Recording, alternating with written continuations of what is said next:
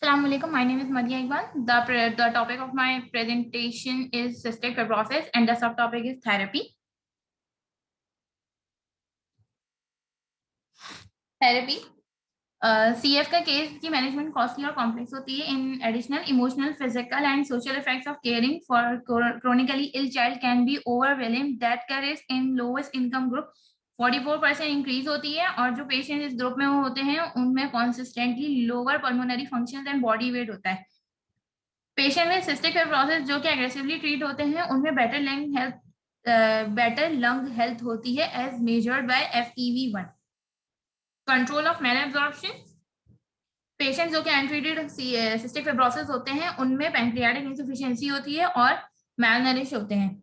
Early diagnosis and treatment of malabsorption that is meeting caloric needs से providing vitamin minerals and digestive enzymes are beneficial to the patient. Caloric needs. Poor nutrition में negative prognosis होती है, इसलिए nutritional status को maximise करते हैं patients में जिनमें सिस्टिक फाइब्रोसिस होती है. CF पेशेंट्स हाइपर मेटाबॉलिक होते हैं और फैट्स एब्जॉर्ब नहीं करते हैं और प्रोटीन्स भी. Infant at diagnosis may need a total daily caloric goal of 120 to 150 kcal per kilogram to make up for lost time. Vitamins and minerals supplementation. Malabsorption fat seen patients with CF with pancreatic insufficiency also result in decreased GI absorption of the fat soluble vitamins A, D, E, and K. Approximately 45% of the CF population is deficient in one of these vitamins, and even when pancreatic enzymes are being used approximately. The current recommendations for replacement therapy are listed in table 98-4. Enzyme supplementation. Mainstay treatment for pancreatic insufficiency is exogenous replacement of pancreatic dialysis enzymes. The goals are pancreatic enzyme supplementations are to improve weight gain, minimize steatorrhea, eliminate abdominal cramping and bloating. The digestive enzyme lipase, protease, amylase are available in a mixture of 1 part amylase to 3 part protease and 3 part amylase in capsule that contains enteric coated microspheres of enzymes. Because the breakdown of fat is the most important function of these enzymes, dosing is based on the lipase content. The dose varies according to weight, age, dietary fat intake, and symptom severity. The initial dose for infant is 2000 to 2500 units of lipase per kilogram per breastfeeding or per 120 ml. The dose is decreased to 1000 units kilogram per meal.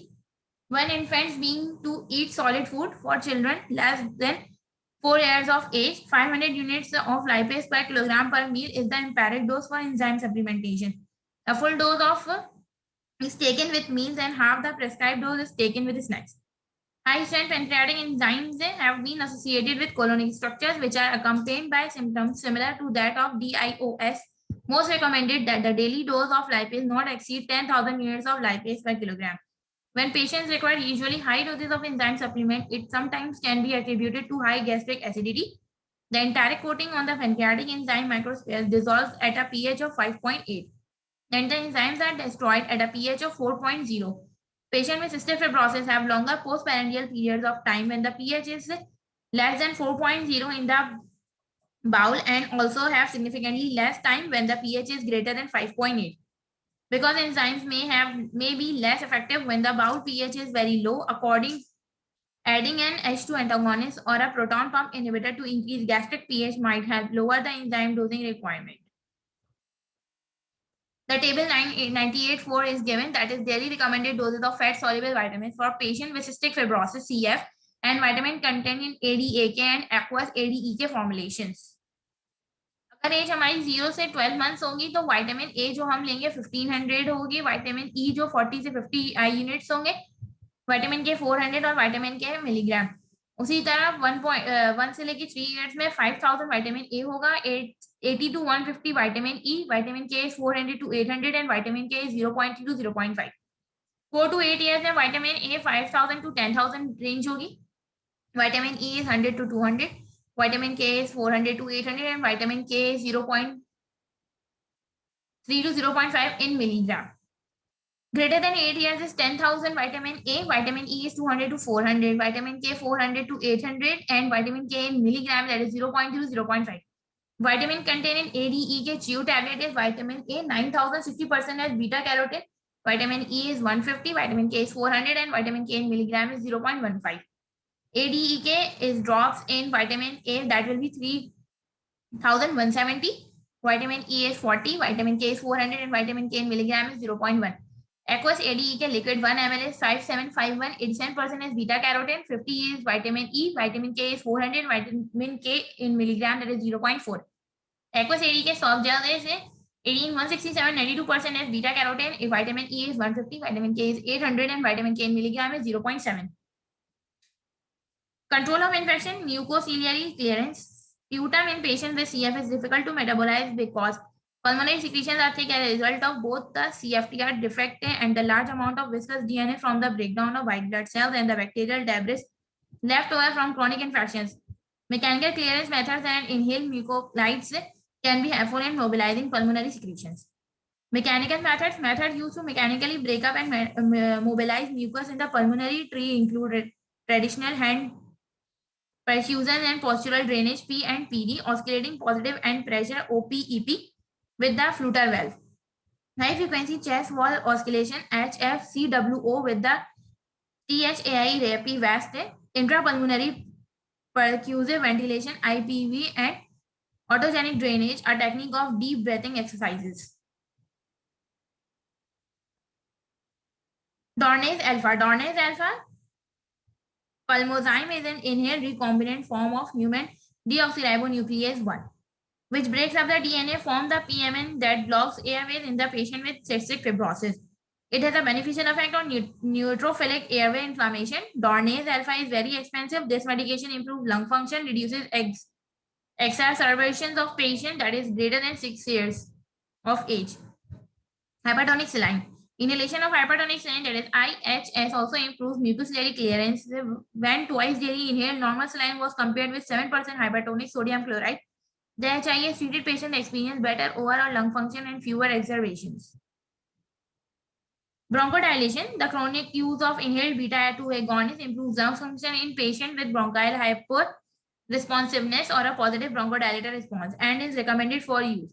Although leukotriene modifiers have improved lung function in small studies, inhaled anticholinergic medications for the treatment of CF also are limited. Antibiotic therapy. Antibiotics are commonly used for the patient with CF to improve or delay the decline of pulmonary function. The indications for antimicrobial use include treatment for exacerbations, prevention of colonization with P. aeruginosa, and maintenance therapy for chronic P. aeruginosa. Bacterial resistance to antibiotics commonly develops in the patient with CF because pathogens often are not eradicated from the patient's airway. As a result, such patients probably need to receive broad-spectrum antibiotics more often than might be indicated in other populations. Differences in kinetics. The physiologic changes in the patient with CF affects how the body absorbs, distributes, and clears drugs. Lack of bicarbonate secretion in the GI tracts and prolonged GI transmit time can affect the rate and extent of absorption of some drugs that are apparent. Volume or distribution of drugs that are distributed in total body water can be increased because patients with CF have alterations in their body water to mass ratio. Both hepatic and renal clearances are increased for many drugs in patients with CF, and acetyltransferase activity is increased, but the P450 system does not seem to be greatly affected and remains isoenzyme dependent.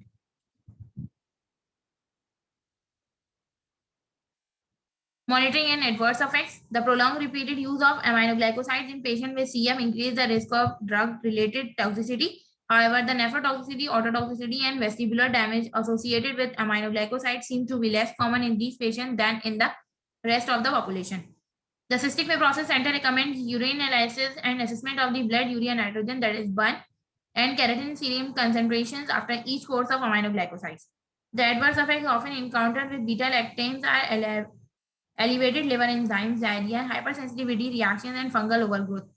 Broad-spectrum antibiotics can cause overgrowth of Clostridium difficile in the gut, lumen, or fungus in the oropharyngeal cavity. Patients should be instructed to report any episodes of diarrhea, difficulty in swallowing, or white plaques in their mouth.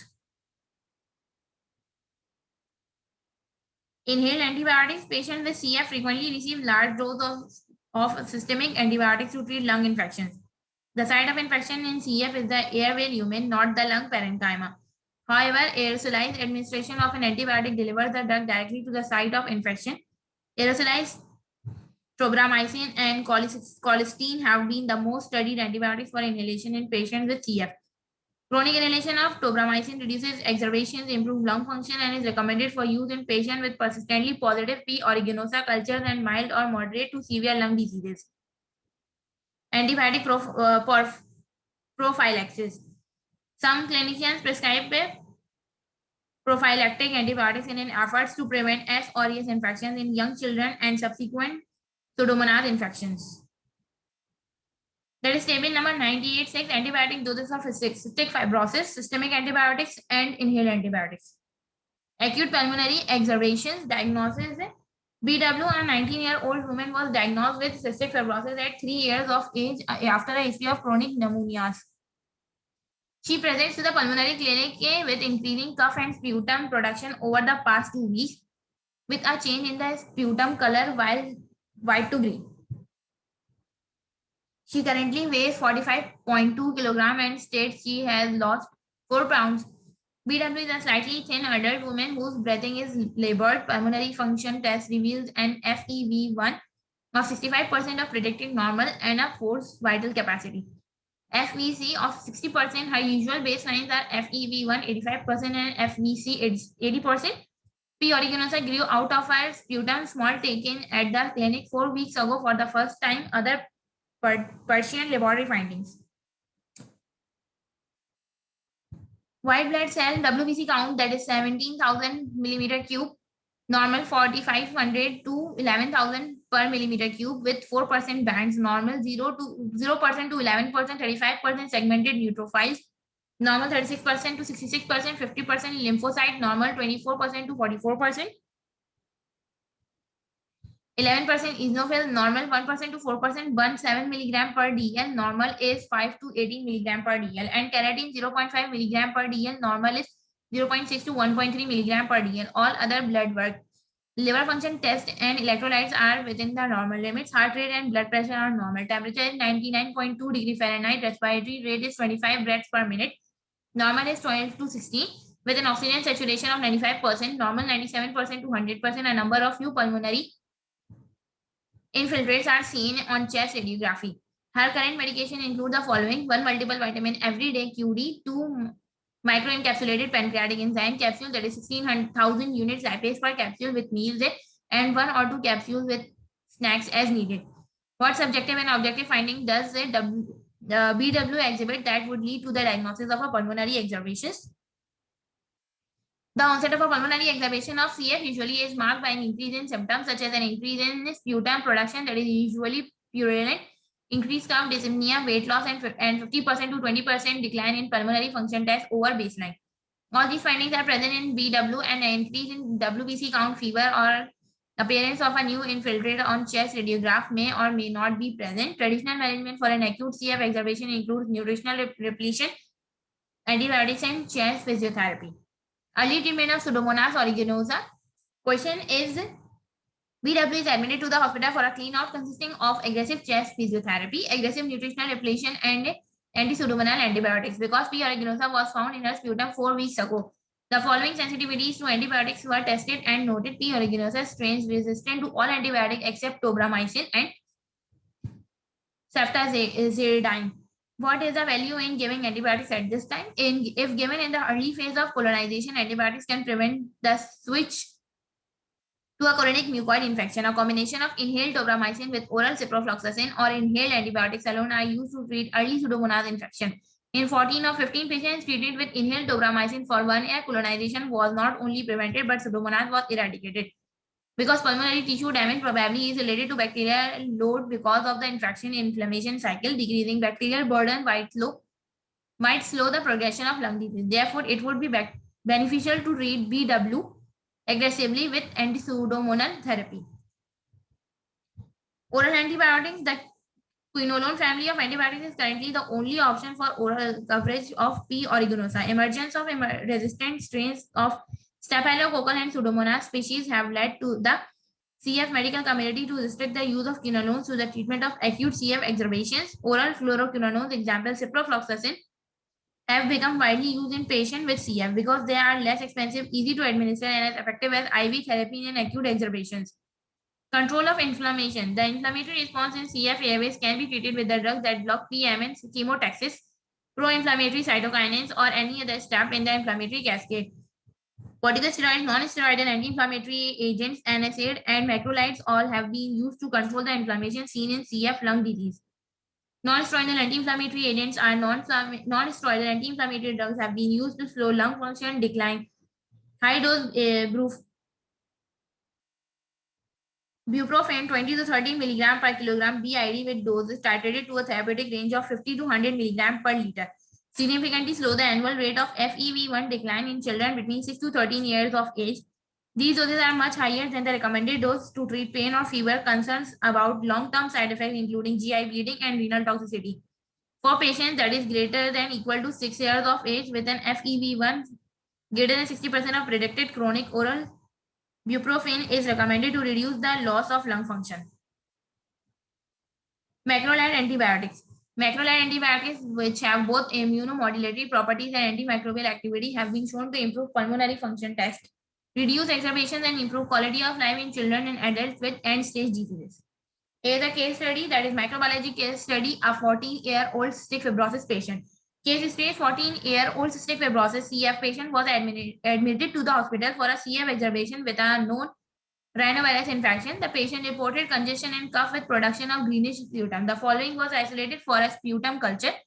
Laboratory culture: A is McConkey agar plate with mucoid Pseudomonas aeruginosa colonies, and B is Kirby-Bohr method of antimicrobial susceptibility. Discussion: cystic fibrosis patient have complex polymicrobial respiratory flora. Routine cultures may reveal different bacterial species that can contribute to the difficulty in treating and preventing infection in these patients. Staphylococcus aureus, Haemophilus influenza, and Pseudomonas aeruginosa are main contributors to the infection found in CF patients. इस case में हमने isolate या mucoid Pseudomonas ऑरिजिनोसा को ए plate में, जो कि मैकॉन्की eager की plate है. सुडोमोनास ऑरिजिनोसा जो है वो oxidase positive gram negative rod shape bacterium है, जो कि कॉमनली फाउंड होता है एनवायरनमेंट में. ये considered as a severe and frequent pathogen in patient with cystic fibrosis.